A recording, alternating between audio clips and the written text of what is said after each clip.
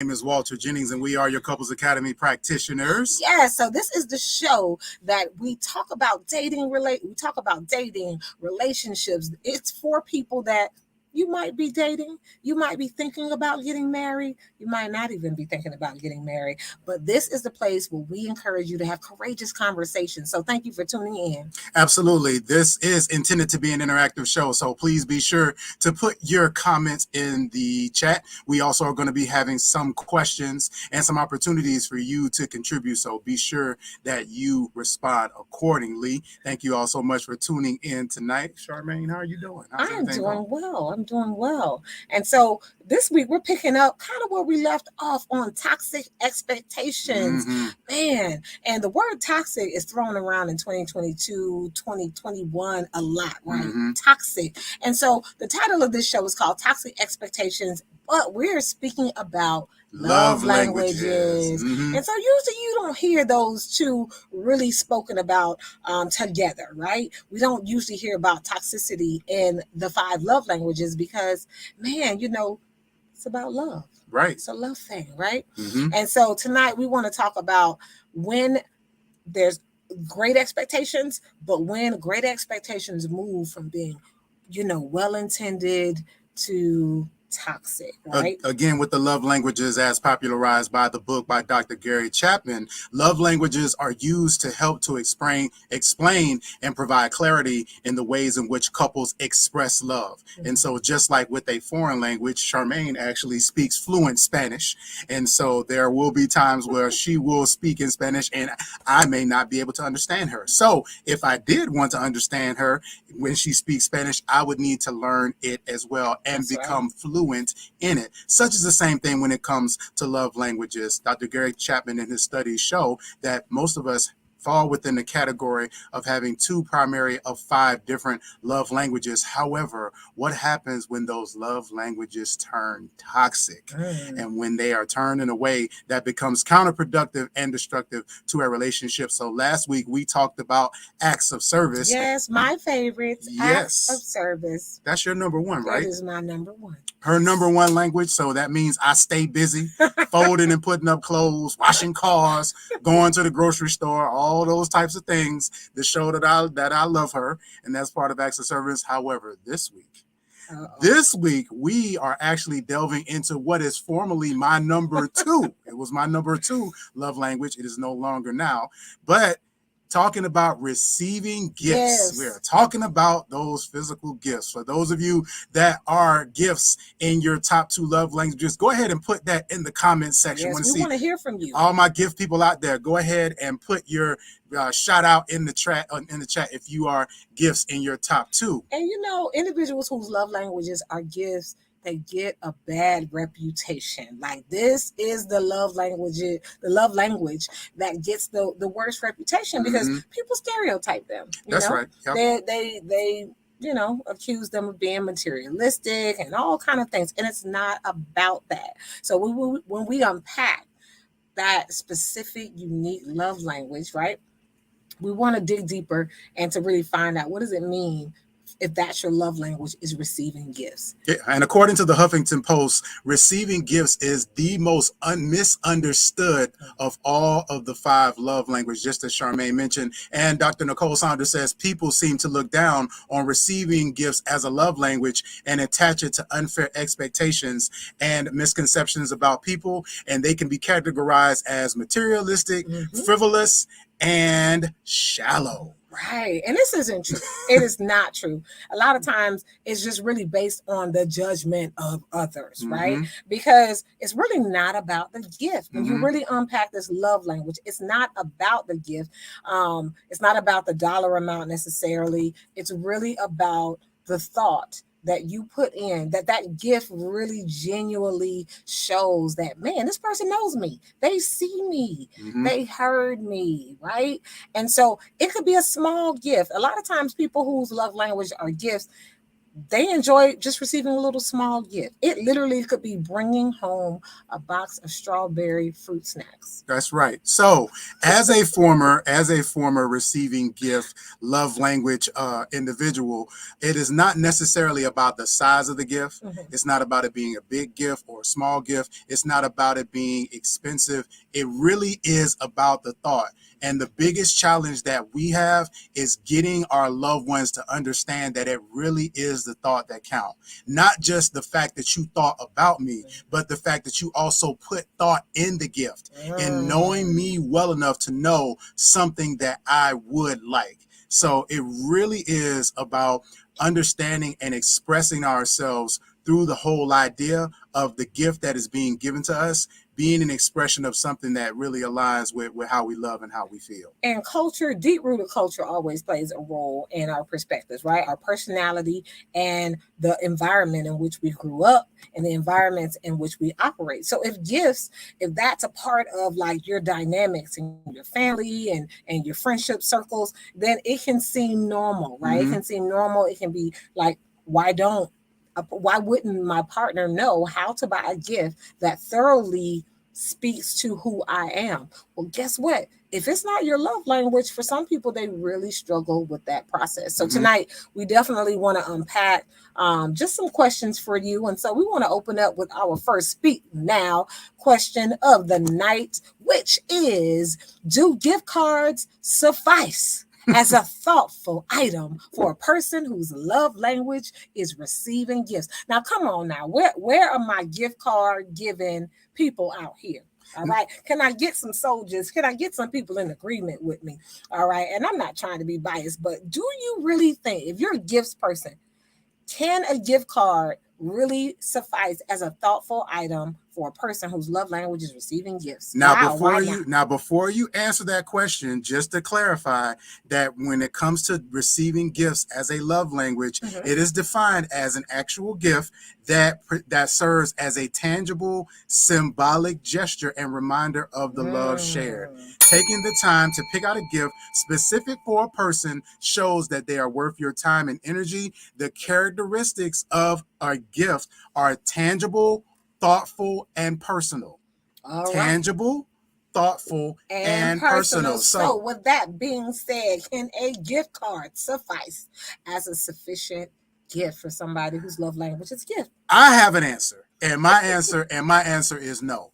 Not because, again, I won't spend your gift card. I absolutely will spend the gift card. And the reason why we're laughing at this is because there have been situations where she's given me a gift card, and I'm like, that is such the easy way out. Like that is so lazy. That is so just you're scared and you're afraid of being wrong.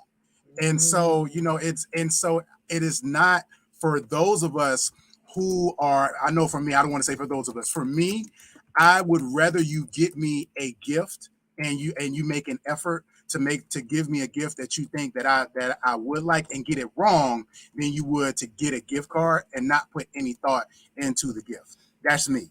All right. So I will just put it out there that, I struggle with that. So earlier on first of all, we are marriage coaches. All right. So we're not just random people, talking. We are coaches. But, with our clients, it's so funny. We do have these funny moments where earlier in our marriage, literally, like, my feelings were hurt. Like I bought him certain gift cards, and my thinking was, oh my gosh, he could have this, he could eat at this place on his lunch hour throughout the week. He can do this, he can do that. So I bought like a whole week's worth of like gift cards, thinking that it was gonna really speak to him. No. It spoke to me all right. My little feelings. He told me there was no thought in those gift cards whatsoever, and I needed to do better. Like I needed to go and take a class. Okay, so I'm just gonna tell y'all, it caused some problems in the marriage. Listen, love, it requires you to be brave. Love requires you to be vulnerable. And love requires you to step out on faith. Sometimes you're gonna get it wrong, but again, it's not about being perfect. It's about being real. It is about being authentic. Okay. It is about the willingness to be a risk taker. Okay. Right. And we define, oftentimes we usually box risk taking in to the professional realm and to crazy stuff like jumping out of an airplane. But for some people, taking a risk is buying you a gift that you may actually not like, and really believing that the thought does matter. Want to give a quick shout out to Darnell. Darnell says, shout out to North Carolina. Shout out to Charlotte, Queen City in the house. And Darnell says, I feel like it can be, as far as if the gift card is connected to something that the person is passionate for, then the thought is meaningful. Absolutely. See, I got a witness right there. You love food. You're passionate about food. That's something that we're foodies. So, that was thought. Yeah, it was, but I feel like you can do a little better. I can do better. I will say this though. For individuals who, gifts is not your love language, there are a lot of factors that come into play. And you have to be strategic when, for example, I wasn't a shopper. So I don't like going to the store. I don't like going shopping. So that stereotype about all women like to shop, that's not true. I don't like going to the stores. And if I do, I like to go in there, and in 5 minutes, I need to see something I like. Something needs to catch my eye. It needs to draw me in. It's the right size, and I'm out. So it can be hard if you don't like to shop and it's not your love language. It really does require paying attention to your partner and being strategic. So I advise you, if gifts are not your love language, you got to do some homework. You really have to study your partner, and it can't just be the week before a holiday, a major birthday, a major relationship event. Like, you got to start, and that's one of our tips later on, but you need to start tracking some notes. So the speak now or forever hold your peace question was, can a gift card really serve as a thoughtful, personal gift? Now, as we talk about that, we want to transition into our to have and to hold scenario. Yes. All right. So we are actually going to give y'all some time to think about this, and we're going to go into a break. To have and to hold scenario goes like this. Spouse number one buys spouse number two a gift. Spouse number two doesn't like the gift at all, but expresses to spouse number one that it's the thought that counts. Spouse number one gets upset and calls spouse number two unappreciative. How can spouse number two be truthful but supportive in spouse number one's efforts? And how can spouse number one, who received the gift, who gave the gift, remain open to spouse number two's love language? Okay, we got to summarize that to just break it down. So we want you to put yourself in the shoes. You bought your spouse partner a gift. The partner received the gift and said, it's the thought that counts. You get upset and say, you know what, you are so unappreciative. And so in this scenario, we want to know how can pretty much you continue to support the person whose love language is gifts, right? How can you encourage the person who purchased the gift, but that's not their love language? How can both people encourage each other to continue to pour in each other? Absolutely. So as you all mull over that, we're going to take a quick commercial break, and we will be back with more Before I Do.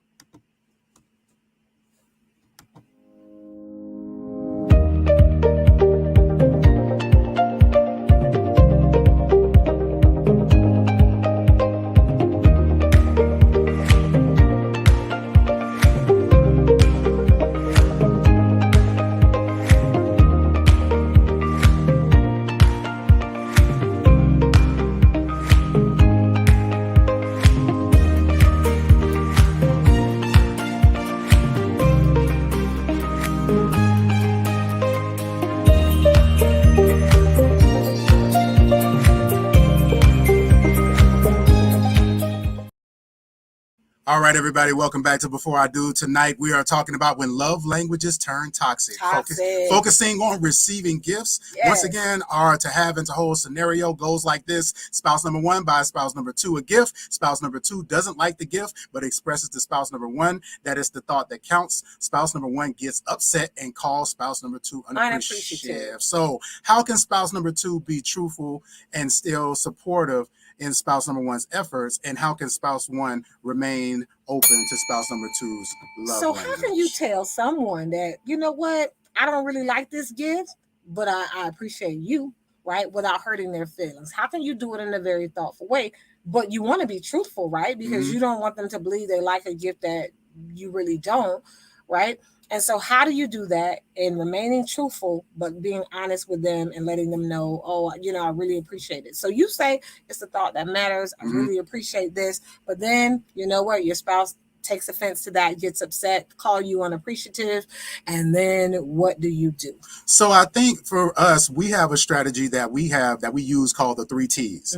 And I think the 3 T's are very appropriate, which is time, tone, and text. So it's making sure that you are saying the right thing. This is a communication Absolutely. This is a communication strategy. So making sure that you are saying the right thing at the right time in the right way. Right. So when you are first receiving a gift, it's important, first of all, to take inventory of it, because sometimes we will say we don't like something and we haven't even taken the time to really investigate to either see what it is or to see if we really would enjoy it. So be careful not to make a snap judgment.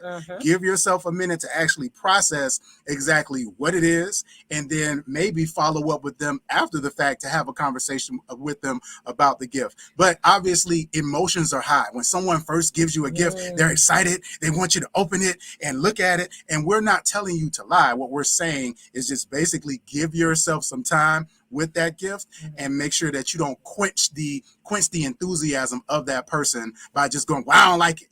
There's a way in order to be tactful in that. Absolutely. Absolutely. And you know what? And if you are a spiritual person, meaning you're a believer, then everything. You can speak life and death, with your word. So it is very important for you to pray. Yeah. To ask God for the right timing, to get God's permission as to what the right timing is, right? Your tone of voice, which is how you say what you say.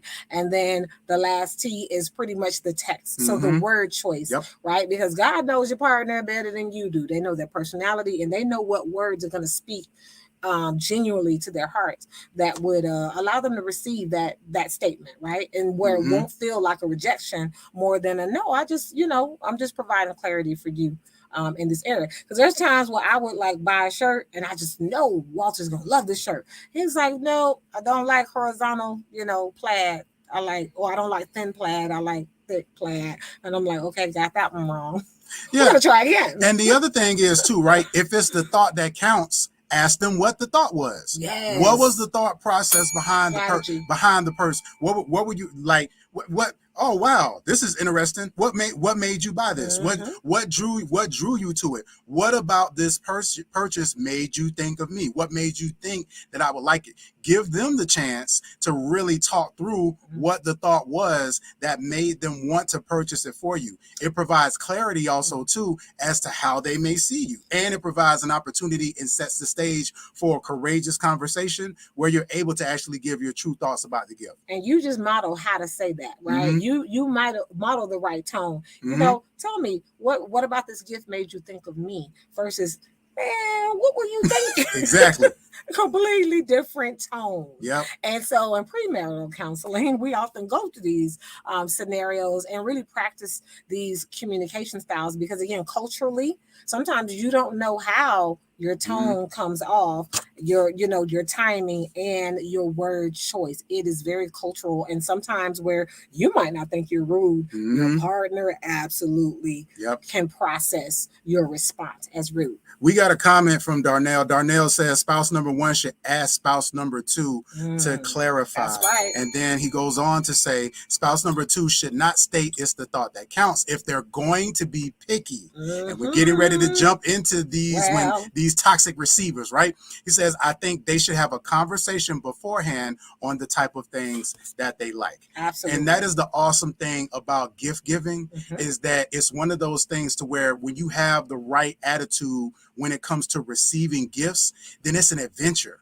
for both of you. You want your partner to be excited about giving you something where it becomes like when it comes to giving gifts, because gift giving was a part of my love language. I was excited about the challenge of getting her something that she wasn't expecting just to see if she would like it. Yeah. So, obviously I wouldn't feel good if it was something where I missed, but again, it was the whole thrill and the seeking of the chase. I will say this too. Well, personality assessments. First of all, Couples Academy is very, very, very blessed because our CEO, Danielle, she provides Enneagrams, and it really provides a thorough, in-depth unpacking of who your partner is, who you are, and your compatibility.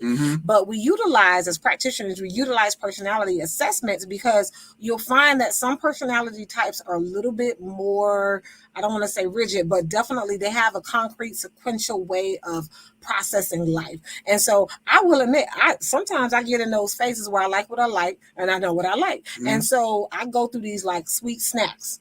And I'm like, I love Werther's. Like, I love Werther's, right? And so one day, Walter accidentally bought me, instead of the hard candy Werther's, he bought me the caramel-filled Werther's. And I was like, oh, this is not my jam. This is not my jam, right? I didn't think I would like them.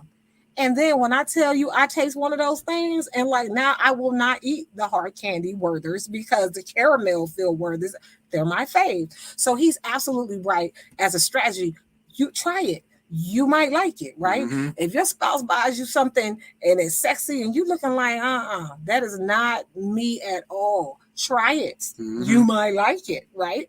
And so sometimes your partner is literally put in your life to stretch you, to grow you, to enhance you. So you do have to be a little bit open in the gift process and not being so rigid and committed to your likes and your interests. Absolutely. So as we talk about the whole idea of becoming a receiver, we want to avoid becoming a toxic receiver. And some of the characteristics and some of the things that can lead to being a toxic gift receiver. Number one, being bound to brand names. I wanted to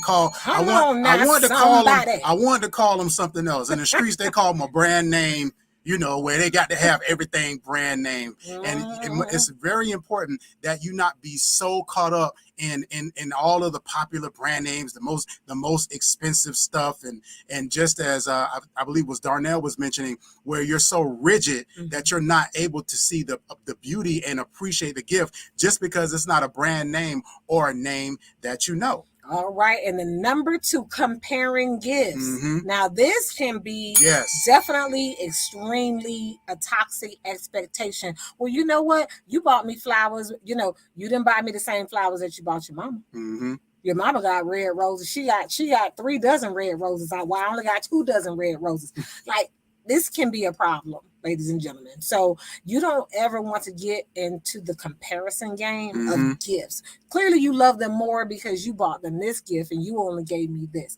That will put you in the category of being a toxic receiver of gifts. And it really contaminates that love language. It really becomes a distraction to the expression of love. And the third one is questioning the intentions of the gift giver, not being able to receive the gift by not having and believing that the intentions of the person that's giving the gift are not genuine. So believing that they're only doing it because they were asked or doing it because they're in trouble and it's not genuinely from their heart. Those things will taint your ability to be able to receive the gift. Absolutely. And also obviously really taint you being able to receive from your partner. Absolutely. When they may be trying their hardest to actually speak your love language. You know, it's really tough because you don't ever want to be in a position where, especially that third one, it will ruin a relationship. Yes, it will.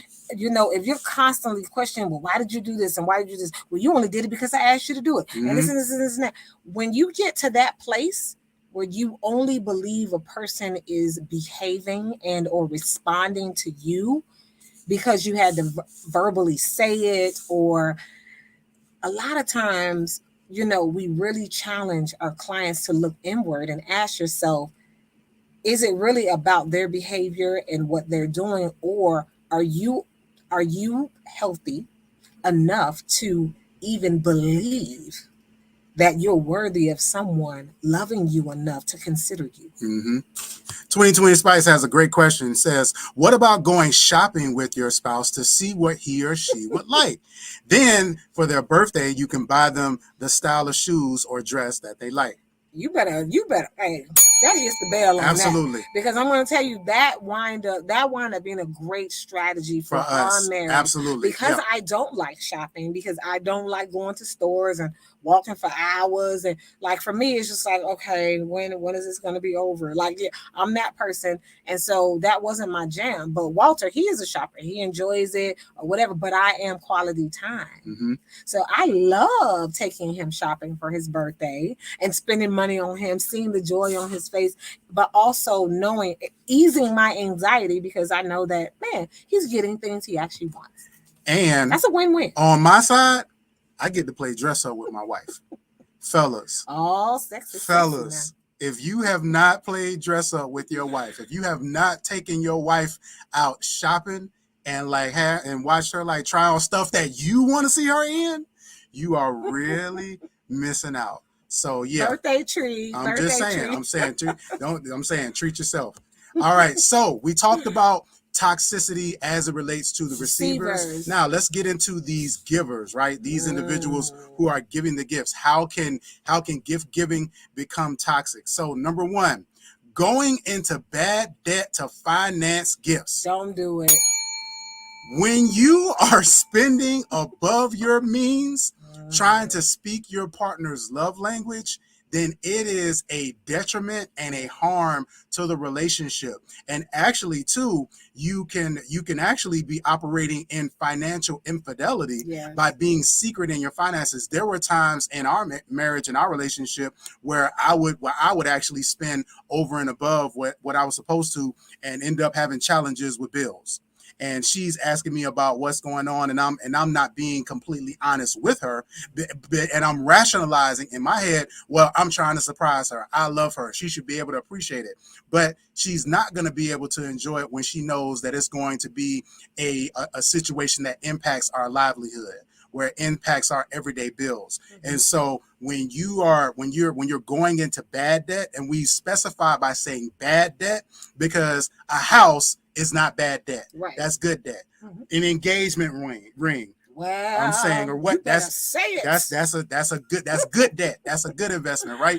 But the point is that you want to make sure that you're not doing anything that is going to provide you with that's going to put you in bad debt, right, as it relates to your gift giving. And number two, purchasing gifts for yourself. Yeah. Oh my goodness. Yeah. It's not about you. That's right. So it becomes a toxic expectation when you, as the gift giver, you start to forget the very person that you were buying the gift for, and next thing you know, you're ringing up everything, and literally 9 out of the 10 items are for you. They get some shoes, you get some shoes. They get a shirt, you get 2 shirts. They get a car, you got to get a car. So, and there's nothing wrong with that if you got it and you want it, and that's fine. But all we're saying is it becomes toxic when you completely take the attention away from the person who you initially are supposed to be focusing on. So just be mindful of that. Absolutely. And number 3 is holding people hostage to keeping the gifts that you give them. Please ring the bell. Now, this is actually toxic on both the giver side and the receiver side. It's toxic on the giver side because what it does is it keeps you tethered to the gift and the actual item and your efforts, rather than you doing it because you love your partner and you want to do something that nice that speaks to them.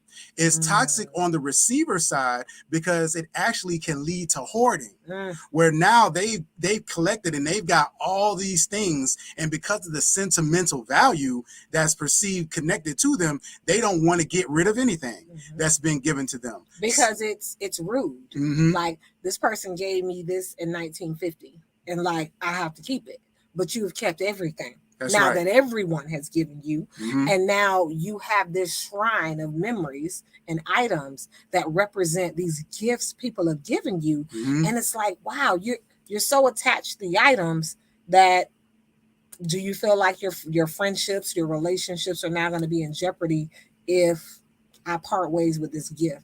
Once you give a gift, you have to release it. Whatever that person chooses to do with the gift is on them, right?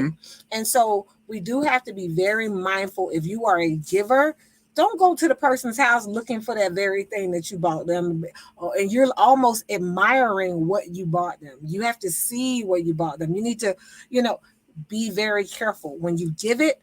Release it. It reminds me of those adult children that they go to their parents' house and are like, Mama, where's that Mother's Day card I made for you back in the 3rd grade with the macaroni on it? It's like, baby, I threw that away. The roaches, and we're getting into it. So we can oftentimes do the same thing in our relationships when it comes to things that we give our spouse, and making sure that we give them gifts, that the gifts are about them. Absolutely. And once we turn it over and release it, allowing them to be able to determine what it is that they do with it, how long that they keep it. Some heavy stuff, man. Hopefully you all are getting something out of this. We're going to take a quick break, and we're going to come back with some solutions and things for you all to keep in mind as it relates to the receiving gifts. So y'all stay tuned.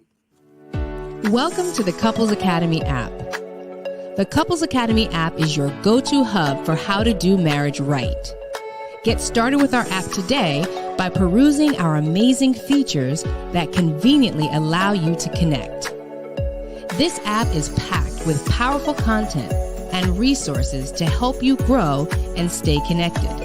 With this app, you can watch our messages, find marriage resources, watch, listen, and read the real-life stories of restored couples, sign up for events, read articles and blog posts, stay up to date with push notifications, share your favorite messages via Instagram, Facebook, Twitter, or email, and download messages for offline listening.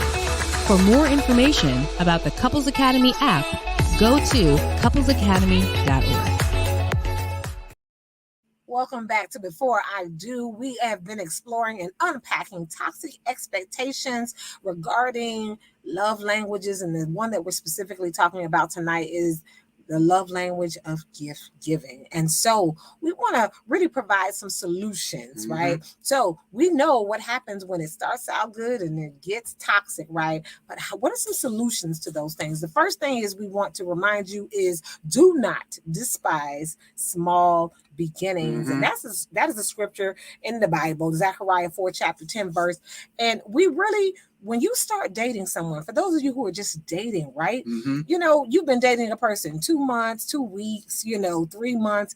You don't want to, give them a very expensive gift, right? Because first of all, you're getting to know each other, and it could send the wrong message. Absolutely. It could. And then where you start is definitely, you need to level up. As you evolve, as the relationship evolves, the expectations will often evolve. So it's okay to give, nice little simple gifts. A cup of coffee, it can be a gift. Yeah. And just because as the receiver, right, because you know that the giver can probably get you something more expensive, that doesn't mean that they are obligated when they start giving you gifts at the very beginning to give you an expensive gift. Because again, I'm getting to know you. And so, I may be getting the bag and I may have a lot of money, but that doesn't mean that I'm just going to start out by giving you $10,000 gifts because we just met. So it's really important to, again, always appreciate the effort and the heart behind the gifts that you are being given. And as the giver, don't be afraid to start with small things as you get to know someone. Number 2, maintaining the right intention of why you are giving the gift, making sure that, again, you're not doing it to be controlling, to be manipulative, but you actually are doing it because you are interested in pouring into your partner, making sure that you're getting them gifts that are in alignment with the things that they enjoy. And again, even going back to number 1, it doesn't even have to be jewelry. It could be candy. It could be their favorite snack. It could be their favorite snack. It could be something that is inexpensive that they enjoy, that you see that they get for themselves. Charmaine and I, we do it all the time. When she goes to the grocery store, she'll grab me something that she knows I love. When I go to the grocery store or I go somewhere, I'll grab her something that I know that she would enjoy, so I can so we can hook it up for later. All right. And on that note, number 3 is about being honest, which Walter clearly is tonight. Oh my gosh. So yes, being honest as well is very, very big. And, just really making sure that you are not compromising your principles, your values to try to get this gift. It's not worth it if you have to compromise your financial integrity to get the gift. Or I did this for you, but you did something that, really is going to really get us in trouble later on, or it's going to cause problems for us. So just be honest. If you have it, you have it. If you don't, you don't. And again, a gift doesn't have to be something that puts you in debt. Absolutely. Right? A gift can literally just mean, I see you, I hear you, I love you. And this is a symbol of those three things. I see you, I love you, I think about you when you're not around. And this is a small token talking my language. Go keep appreciation, going.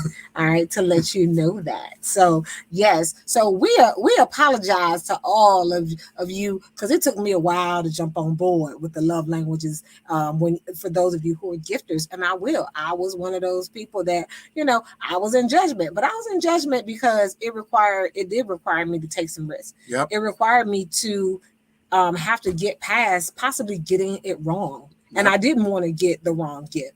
Let's be real. In 2022, it's kind of hard to get it wrong because people, Amazon, you can have your birthday list on there, a wish list. So, we have a lot more supports now than we did back when we got married. So young couples that couples of all different demographics, again, when we do premarital counseling and or just counseling with married couples, we have a lot more resources that we can support couples in, and this not becoming a challenge. It's good to be right, but it's even better to be real. So hopefully this has been helpful to you all tonight. We are going to continue on with our love languages. And so we have a very important announcement to make sure that we share with you all, that we are going to, starting next month, we are going to do Speak Now Q&A night. So every last Wednesday night of the month is going to be our Q&A. And so if you have a question about anything, any topic at all when it comes to dating and being in a relationship, text those questions to 678-200-8996, and we will put those in our bucket for the last Wednesday in September, and we will make sure to address those. We do have one quick question. That was a comment. That what happens if your partner, your spouse, gives you a gift and then they take it back? Whoa! And so that definitely, all right. So let me put that in there. All right. So I think Pamela, I don't know if I said that. Hopefully I said it right. So what about when your spouse gives you a gift and then takes it back? Well, first of all, definitely my heart goes out to you, because when someone gives you a gift, you're under the assumption that they genuinely wanted you to have it and that it didn't have any conditions. Ouch. So, when your partner takes a gift back, then what is the messaging there? Yeah, usually in a situation like that, then it is a means of control. And again, we talked about the manipulation. And so that sounds like that's exactly what it was, where it's based on condition. And love is pain. Exactly. So it's like I gave it to you. I gave it to you under these conditions. And so now, because of the pain or the disappointment you may have caused me, now I am taking this gift back. And so it is important too that when they take it back, let them have it. As far as we allow them, don't pine over it, because if they take it back, it was not yours. It was not yours from the beginning. And so there's some condition. That's unfortunate. There's a condition. There's something that they want that they're not getting. Absolutely. That's right. And there has to be a better strategy on communicating that. Because now it really creates a scar. Because now your partner, when you give a gift and you take it back, it communicates to the partner that I really can't trust you. Do I believe you now, or did I believe you then? Did you really do it because you wanted to give me something nice, or what should I believe? Should I believe it when you initially gave it to me, or should I believe it now that you're taking it away? Yeah, that's a power play. And it's important, too, to have a courageous conversation about that. Darnell says that he asked the question, is it possible to have more than one love language? Absolutely. So what normally happens is that when you take the love languages assessment, your top 2 love languages are the ones that really are the ones those are the strongest ones with you. And so those usually are, your number 1 is obviously your number 1, but your number 2 is right there. So those are the ones that you primarily operate in. And so, yeah, there is definitely room for more than one love language. We have discussed 2, and we are going to be talking about the other 3 in subsequent weeks. We're keeping you all in suspense. We're not going to let you all know what love language we're going to be talking about next week. And so we want to make sure that you all tune in. So be sure to check us out next Wednesday night, 9:30 p.m. right here. Also, be sure to send your question in for our Speak Now Q&A, which will be the last Wednesday in September, to 678-200-8996. All right, this has been Before I Do. My name is Charmaine Jennings. My name is Walter Jennings. Like, share, and subscribe at couplesacademy.com. And thank you all so much for joining us this evening. We will see you all next week. Peace, y'all. All right.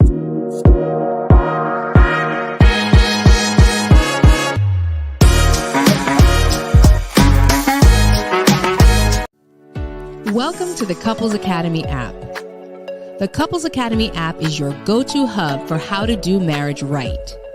Get started with our app today by perusing our amazing features that conveniently allow you to connect.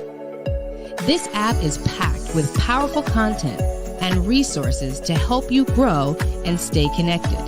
With this app, you can watch our messages, find marriage resources, watch, listen, and read the real-life stories of restored couples, sign up for events, read articles and blog posts, stay up to date with push notifications, share your favorite messages via Instagram, Facebook, Twitter, or email, and download messages for offline listening. For more information about the Couples Academy app, go to Couples Academy.